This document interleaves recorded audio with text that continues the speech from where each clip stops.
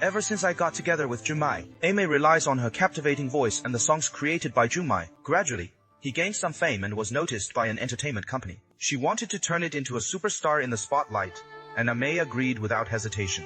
He only set one condition. Jumai must write a song for him. But the boss refused on the spot. What they want is the popular songs from Galaxy Market, not niche folk songs from bars. Because of this, Ame and Jumai had a big argument. Jumai did not want Ame to be packaged by capital, but Ame just wanted to earn money as soon as possible to give her father a home. Amidst the dispute, in the end, Ame chose to bow to love. Just as he was about to call to refuse, Jumai stopped him. He knew Ame was not at fault, that he was too selfish. Neither of them realized that, from the moment the contract was signed, Ame's life really went in the wrong direction. After signing, the boss immediately changed Ame's name, and even packaged her as a privileged heiress. Having never seen the world before, Ame was already immersed in the grand visions painted by the boss. He immediately decided to move out of his home. His father wanted to keep him for a home-cooked meal. He always said he had no time. At this moment, Ame hadn't realized that she and the mute girl were watching the neighbor. She had grown up, and the military lineage that deeply loved her was slowly drifting apart. Since then, Ame practiced singing desperately every day, rehearsing and rushing to the venue. One performance after another, this made her more and more famous. The light grew more dazzling. Meanwhile, Uncle Ya continued day after day, weaving through streets and alleys to empty bottles. He had long forgotten how long his daughter hadn't come home. How long had it been since I had a proper meal with him? Amin watched him grow increasingly depressed, afraid he would become ill from longing. So she quietly brought Uncle Ya to Ame's celebration banquet. But no one expected this. To maintain her image as a wealthy heiress, Ame actually pretended to be strangers to Yashu. Uncle Ya, afraid of embarrassing his daughter, hurriedly pulled Amin away. But Ame chased her home.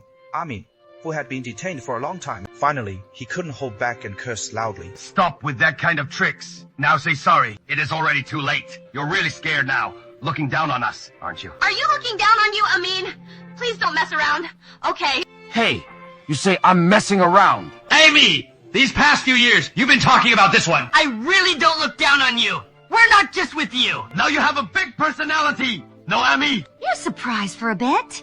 Now you can leave. What broke him even more was that even his boyfriend's military network couldn't understand his difficulties. He left a letter and resolutely left.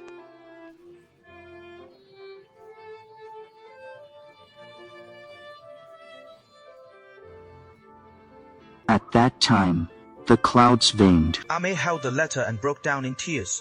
She became the heartfelt big brother in the spotlight, but the people around her left her one by one on stage. She shines brilliantly, like a dazzling star. The applause from the audience thundered, but her heart was desolate because there was no one in the crowd she truly wanted to see. Once, she thought she was fighting for her father, but in the end, she lost her father and love. She also lost everyone who truly cared for her. During Ame's absence, the only person who accompanied Uncle Ya was Laifu. Sometimes, it really makes you feel that living is not as loyal and warm as a dog. That day, the man and the dog were getting ready to go home. A motorcycle arrived in a hurry at the moment when 1,000 troops were mobilized. Laifu vigorously pushed open the elegant book, but he himself collapsed in a pool of blood. The doctor shook his head after examining him. There was no way to turn things around. To free Laifu from his pain, Uncle Ya trembled and raised a stick, just like when he was a child. But this time it was to ease his pain. Laifu's death, it made Uncle Ya, who had always been strong-willed, cry like a child. That night, Ame's boss brought 200,000 yuan. He said it was money from Ame buying a house for Uncle Ya. Before leaving, he repeatedly reminded Ame that her career was on the rise. I hope Uncle Ya won't disturb his life anymore. Uncle Ya remembered his childhood, Amy being mocked and bullied by her peers. Perhaps, at this moment, letting go is the best thing for her daughter. Fulfillment. A few days later, the demolition team arrived as scheduled. The neighbors fought hard to stop him. Amin even got into a fight with the person in charge. No one noticed that the excavator outside had already started construction. The old house collapsed with a crash, burying both of them together under the rubble. Everyone began to peel through the bricks, tiles, and wood. There was no sign of life left by now. This scene completely shattered Sister Man. In middle age, she lost her husband, an emperor, and now she lost her only son. He couldn't understand why fate could be so cruel.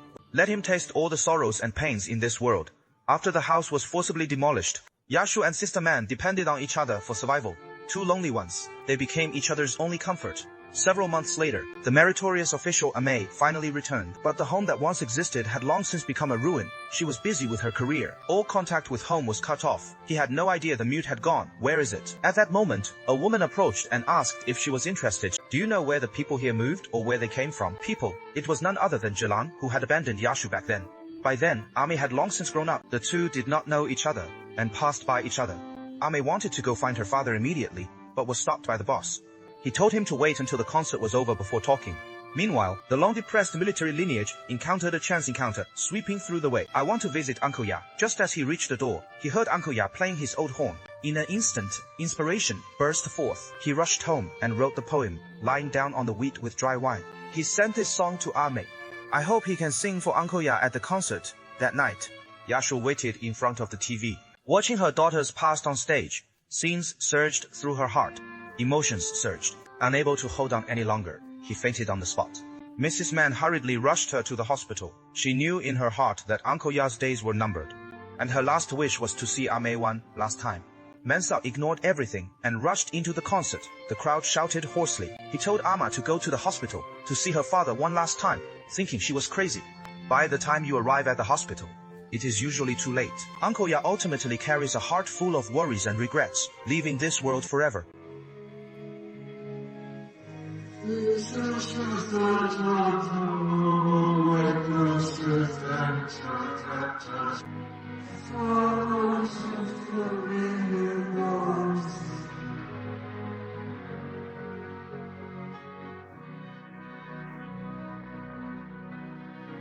Through so many years of wind and rain, I never needed to remember you, and I would never forget.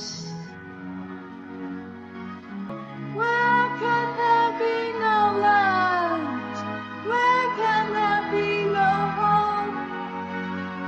Where is the land? Without you, there would be no me. If you hadn't raised me strictly, I would have given me a warm life. If you hadn't protected me, what would my fate be? It is you who didn't want me to grow up to talk to me with just one word, and you gave me a home. Let me share it with you. The most heartbreaking part of this film is Yu Yu's son, the sorrow of wanting to care for his parents, but not being able to stay. A song called Wine Dried and Sold Flat expresses all the hardships of Uncle Ya's life. It also poured into the world, the most helpless dead. The melody echoed throughout the venue, but the one who most deserved to hear it, it will never be heard again. The cruelest thing in life is none other than us.